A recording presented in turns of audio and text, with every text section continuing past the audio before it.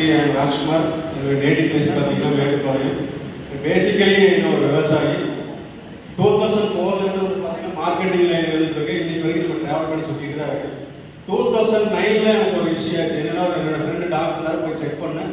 Pressure வந்து 190 120 இருந்துச்சு. அன்னிலேருந்து நான் டேப்லெட் சாப்பிட்ருக்கேன். இன்னைக்கு வரைக்கும் சாப்பிட்ருந்தேன். கண்ட்ரோல் பண்ணவே முடியல. நான் மெடிக்கல் ஷாப்பில் போய் டேப்லெட்ஸ் வாங்கும்போது ஒரு ஸ்டெப் பார்த்தீங்கன்னா 10 தான் இருக்கும். அந்த 10 நாள் கொண்டே போய் வாங்குவேன், செக் பண்ணுவேன். அந்த மெடிக்கல் ஷாப்காரே வந்து பார்த்தீங்க அப்படின்னா எப்படி உங்களுக்கு இந்த அளவுக்கு இருக்கு இறக்க மாட்டேங்குது அப்படிங்கிற விஷயத்த ரொம்ப கஷ்டப்பட ரொம்ப தான் கேட்பாரு.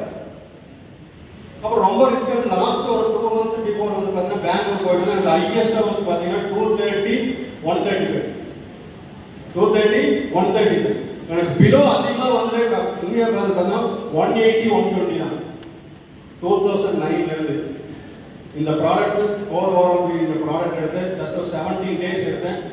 16th வந்து நான் டாக்டர்கிட்ட போயிருந்தேன், வேற ஒரு விஷயக்காக போயிருந்தேன். என்னுடைய பிளட் ப்ரெஷர் 140/70. யாராவது நண்பர்கள் வேணும்னா ஷேர் பண்ணுறேன். உண்மையாக ரொம்ப மன திருப்தியாக இருந்துச்சு.